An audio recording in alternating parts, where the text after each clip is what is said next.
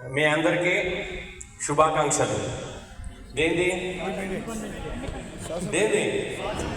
15th August మన యొక్క స్వాతంత్ర దినోత్సవం గురించి. ఓకేనా? మరి దీనికోసం ఎక్సైటెడ్ ఉన్నారా? పక్కా? గుడ్. ఓకే, నేను కూడా లాంగ్ బ్యాక్ ఒక మీటింగ్కి ఇండస్ట్రీలో కొత్త వచ్చినప్పుడు ఒక మీటింగ్కి వచ్చాను. అప్పుడు 15 ఆగస్టు ఉండే. అక్కడ స్పీకర్ మాట్లాడుతున్నారు. ఆయన చెప్తున్నారు దేశానికి స్వాతంత్రం వచ్చింది మనకు వచ్చిందా అని. నేను కన్ఫ్యూజ్లో పడ్డాను. మనం దేశంలో ఉన్నాం కదా, మనము ఇదే దేశంలో ఉన్నాం కదా, అవునా కదా? మరి దేశానికి స్వతంత్రం వస్తే మరి మనకు వచ్చినట్టే కదా మరి, అవునా కదా? మనకు వచ్చిందా అంటే నేను కన్ఫ్యూజ్లో మనకి ఎందుకు పోయిందని, మనకి పోయిందని. కానీ తర్వాత విషయం అర్థమైందని. ఓకే, బై ద వే నా పేరు సత్యనారాయణ కుల్కర్ణి. ఇంకా బేసికల్గా ఇంజనీర్. పార్ట్ టైమ్గా ఇండస్ట్రీలో వచ్చి చాలా సక్సెస్ఫుల్గా బిజినెస్ని బిల్డ్ చేస్తూ ఉన్నాను. ఇక విషయానికి వస్తే అప్పట్లో ఆంగ్లేయులు మొఘలేయులు అందరూ కూడా మన దేశాన్ని పాలించింది, అవునా కదా? అంటే స్వాతంత్రం రాకన్నా ముందు, స్వతంత్రం వచ్చిన తర్వాత తేడా ఏంటంటే అప్పుడు ప్రతిదీ కూడా ఇంకోళ్ళు చెప్పింది మా దేశం మొత్తం నడుచుకోవాల్సిందే. స్వతంత్రంగా ఏది కూడా చేసుకునే అవకాశం ఉండేది కాదు, అవునా కదా? వాళ్ళు ఏం చేస్తే నడుచుకోవాల్సి వస్తుంది అన్నట్టు.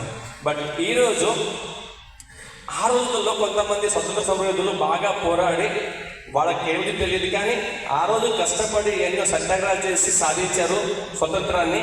దాని యొక్క ఫలితాలని మనం అందరం ఈరోజు ఆ పోరాటం లేకుండానే అనుభవిస్తున్నాం, అవునా కదా? ఓకే, కొంచెం రెస్పాన్స్ కావాలా? ఎస్. మరి ఇప్పుడు తేడా ఏంటంటే ముష్కిల్ హో జాయేగా దో మిక్స్ కర్నా. ఠీక్ హై. ఇప్పుడు తేడా ఏంటంటే ఇప్పుడు చూడండి, ఇప్పుడు నాకెక్కడ కనిపించిందంటే తేడా అంటే ఇప్పుడు చూడండి, ఇప్పుడు జాబ్ చేసేవాడిని, మేము జాబ్ కర్తా థా. ఠీక్ హై. చూడండి, పొద్దున్న లేవగానే ఎంతమందికి పొద్దున్న లేవగానే జాబ్కు పోవాలంటే संतोषंगा इंटरेस्ट ఉంటుంది. कितने लोगों को जॉब को जाना बहुत अच्छा लगता है? सुबह उठते ही जाके good morning sir yes sir बोलना कितना लोगों को अच्छा लगता है?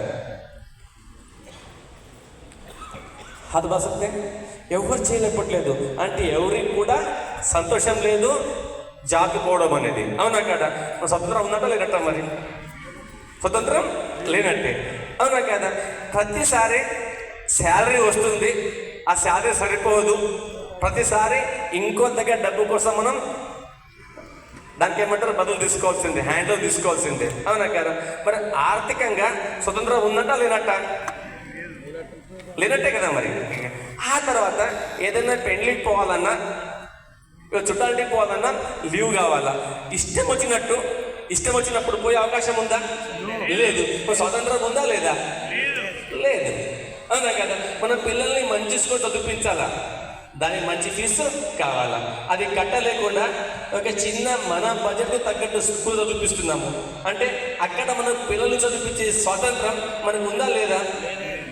లేదు. దేశం ప్రపంచం చాలా పెద్ద విశాలమైంది, అవునా కదా?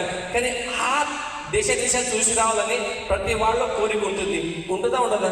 అవునా? కానీ చాలా మంది అక్కడ వెళ్ళలేరు, చూడలేరు, పోలేరు. ఎందుకని? అక్కడ టైం ఉండదు, డబ్బు ఉండదు. స్వాతంత్రం ఉందా లేదా?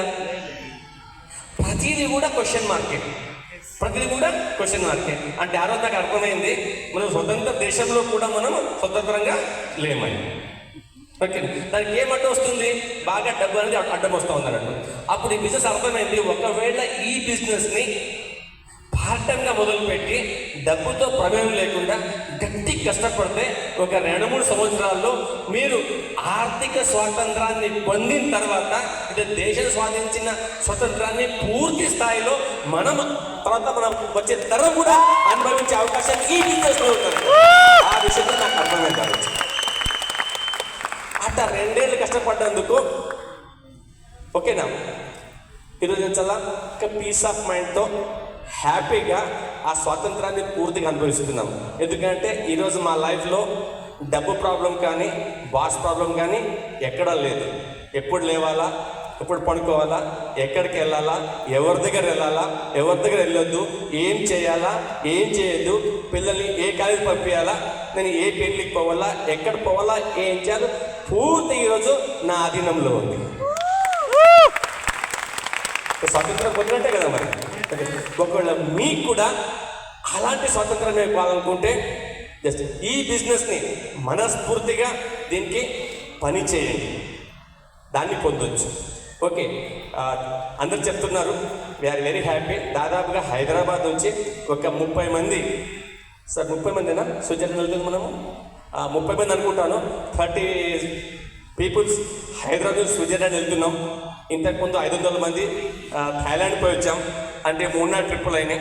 రాబోయే ట్రిప్పులలో మీరు కూడా పార్టిసిపేట్ చేయాలనుకుంటే ఏం చేయాలా, ఈ బిజినెస్ని ప్యాషనెట్గా బిల్డ్ చేయాలా. ఫస్ట్ టైం వచ్చిన వాళ్ళు ఎవరైతే మీకు పిలిచారో వాళ్ళతో కూర్చోండి, మాట్లాడండి. ఆ తర్వాత పని మొదలు పెట్టి చూస్తూ ఒక 2-3 డేస్ లోపల మొత్తం మీ ప్రపంచమే మారిపోతుంది అన్నట్టు. ఓ లాస్ట్లో మాట చెప్పి నేను క్లోజ్ చేస్తాను. జస్ట్ క్లాప్ చేయొచ్చు. చాలా లీడర్స్ చెప్తున్నారు ఇక్కడ ఛాలెంజ్ అని 175 డేస్, అత 170 డేస్, అత 1000 మంది ప్లాన్ అని. ఓకేనా, ఈ మీటింగ్ అవ్వగానే పిలిచారో వాళ్ళతో కూర్చొని ఆ సింపుల్ ఒక 10 నిమిషాల ప్లాన్ నేర్చుకొని ఈ 170 రోజులలో 1000 మందికి ఈ విషయాన్ని మీరు చెప్పగలిగితే ఒక 15 నిమిషాల ప్లాన్ ఒక 1000 మందికి 170 రోజుల్లో చెప్పగలిగితే మీ ఇన్కమ్ లక్షల్లో ఉంటుందంటది. మరి లక్షల్లో వచ్చితే మరి ఆర్థికంగా మీరు స్వతంత్రం అన్నట్ట అయినట్టే కదా. ఓకేనా, ఇప్పుడు ఎదురు చెప్తున్నారు 1000 మంది ప్లాన్ చూపిస్తే 5 లక్షలు వస్తాయని. విన్నారా? అది శ్రీనివాస్ చెప్పాను అనుకుంటాను నేను. అంటే నేను లెక్కే చూసాక నిలబడి అంటే దాదాపుగా ఒక్క ప్లాన్కి దాదాపుగా 500 వస్తుంది. ఒక ప్లాన్కి 500 వస్తుంది. కానీ కన్ఫ్యూజన్ ఏంటంటే ఇక్కడ కన్ఫ్యూజ్ కావద్దు, ఒక్క ప్లాన్ చెప్పి 500 లేదని. అవునా కదా? అది ఎప్పుడు వస్తాయంటే మీ యొక్క 1000 ప్లాన్లు 170 రోజుల తర్వాత మీరు కంప్లీట్ అవుతావు, అప్పుడు వస్తాయి. ఆ లోపు రావు. 999